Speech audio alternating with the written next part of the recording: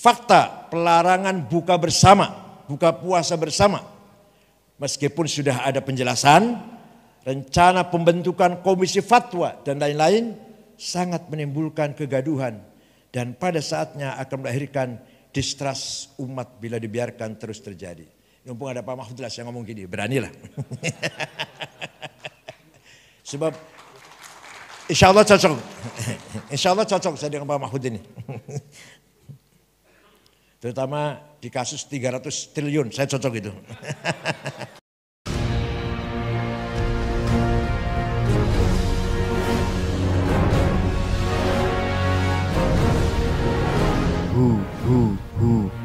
Allah.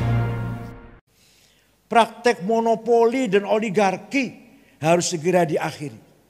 Tidak boleh ada lagi penyelenggara negara yang menyalahgunakan kekuasaannya untuk kepentingan pribadi dan membangun eksistensi apalagi hanya demi sebuah posisi atau kenikmatan pribadi dan kejahatan tersindikasi.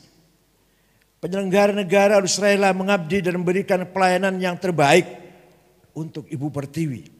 Bukan mengeksploitasi dan mengakuisasi jejaring dan sumber daya negeri untuk pribadi dan kejahatan tersindikasi. Kepercayaan rakyat harus dipulihkan dengan melakukan transparansi secara presisi. Keadilan tidak boleh kalah oleh apapun dan oleh siapapun. Justice of all, al-adli jami'. Saya waktu dengan Pak Mahfud sama-sama di BPIP sebelum Pak Mahfud jadi menteri, sering mengatakan bahwa sila yang paling jauh panggang dari api adalah sila kelima. Sila pertama, kedua, keempat lumayan, sudah banyak kemajuan. Yang kelima yang semakin mundur. Keadilan sosial. Terasa sekali sila kelima ini semakin jauh dari yang kita harapkan. Bapak Ibu yang terhormat, kesetiaan dan komitmen kebangsaan ormas-ormas Islam Indonesia terhadap pemerintahan yang sah dan ketaatan terhadap regulasi nasional tidak perlu dikoreng lagi, tidak perlu diragukan lagi. Namun demikian, kritik konstruktif tidak boleh diabaikan dan dianggap tidak berarti. Dalam Al-Quran dikatakan, Ati'ullah wa ati'ur Rasul walul amri minkum. Tapi menurut Imam Syafi'i, dalam suratnya kepada Gubernur Abdurrahman Al-Mahdi, Imam Syafi'i kirim surat menjawab pertanyaan Gubernur Abdurrahman Al-Mahdi. Dijelaskan, Ati'ullah wa ati'ur Rasul absolut wa ulil amri minkum dengan syarat. Jadi enggak sama, itu satu deretan redaksi ya kata tapi tidak sama itu.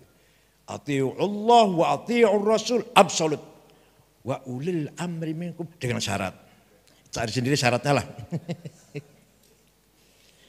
Berbagai praktek over intervensi oleh pemerintah. Nah ini. Atas ruang-ruang kehidupan keagamaan yang selama ini menjadi menjadi domain para pemimpin agama dan ormas-ormas keagamaan dicoba diambil alih dan dipaksakan, sengaja atau enggak sengaja ini, melalui intervensi kebijakan yang cenderung dan disinyalir cukup represif secara psikologis bagi umat. Hal ini harus diluruskan kembali. Fakta pelarangan buka puasa bersama, meskipun sudah ada penjelasan, rencana pembentukan komisi fatwa dan lain-lain sangat menimbulkan kegaduhan dan pada saatnya akan melahirkan distrust umat bila dibiarkan terus terjadi.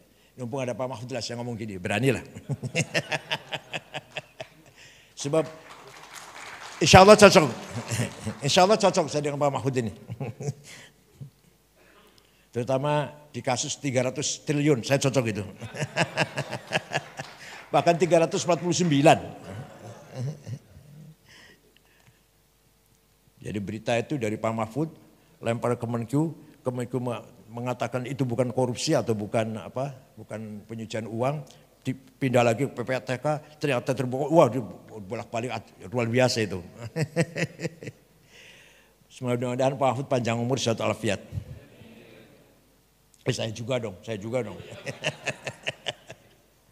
Yang sudah tua ini, Masya Allah sudah tua saya ini.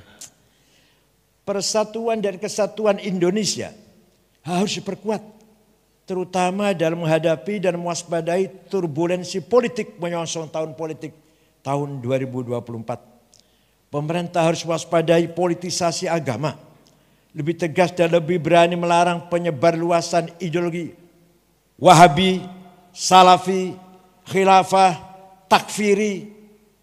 Tegas saja pemerintah larang itu semuanya lah.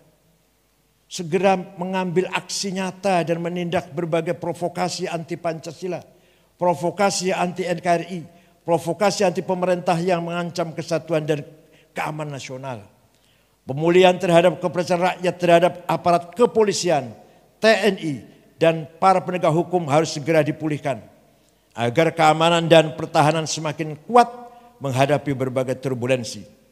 Khusus untuk hal ini, Bapak Menteri Menko Polhukam, kami titipkan amanat untuk berkenan mendorong adanya impres gerakan pencegahan radikalisme dan integralisme yang telah kami gagas dengan BNPT.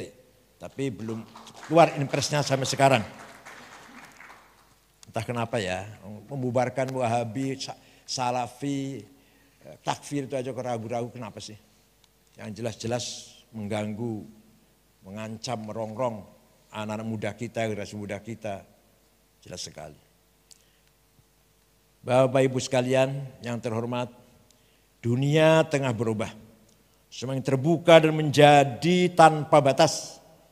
Dunia memasuki babak baru, kompetisi dan kolaborasi dalam memperebutkan pengaruh dan penguasaan terhadap ekosistem kehidupan. Pertarungan peradaban melalui penetrasi ideologi, teknologi, ekonomi, rekayasa ekologi, produksi, senjata biologi semakin tidak terelakkan. Tantangan untuk mewujudkan peradaban yang ekologis dan kehidupan yang lebih manusia semakin kompleks. Di saat percepatan kemajuan teknologi dan digitalisasi yang semakin tidak terbendung. Demikian halnya di saat ledakan jumlah penduduk dan ancaman sampah-sampah peradaban bertebaran bergerak secara sporadis. Mohon maaf, ajaran Wahabi di Saudi Arabia sedang dianggap salah oleh putra mahkota Muhammad bin Salman. Sudah 99 ulamanya dipancung dan ratusan ditangkap. Di sini malah semakin marak. Di setiap instansi, setiap perguruan tinggi, setiap sekolah-sekolah, setiap kelompok, pengajian-pengajian ibu-ibu, istri-istri keluarga, tentara, polisi. Ibu-ibunya kan ada pengajian. Di sana di Saudi Arabia sedang diobrak-abrik oleh putra mahkota Muhammad bin Salman, ajaran Wahabi ini. Di kita mulai berkembang dengan tenang. Ke depan, kehidupan kemasyarakatan, kebangsaan, kenegaraan dan keberagaman semakin kompleks, maka diperlukan kecerdasan, kewaspadaan dan kolaborasi multi pihak dalam menjaga dan melindungi negeri ini. Visi kebangsaan dan kenegaraan harus diutamakan agar bangsa ini dapat selamat melewati berbagai ancaman, tantangan, gangguan dan hambatan dari dalam dan luar negeri. Semoga Allah selalu melindungi negeri ini. Allah yahfadna kullina jami'an insyaallah. Wa yusallimna an al-ahati wal afat. Wa yakhudh bi aidina lima fihi salah wal khair. Wal tadarus kebangsaan dan penyusunan kepemimpinan Muslim Indonesia. Semoga Allah Subhanahu wa taala memberikan anugerah rahmat dan maunah pada cita-cita luhur kita bersama dari ormas-ormas Islam untuk Indonesia dan dunia. Selamat datang ahlan wa sahlan Bapak Dr. Jenderal Boy Raffi Ammar.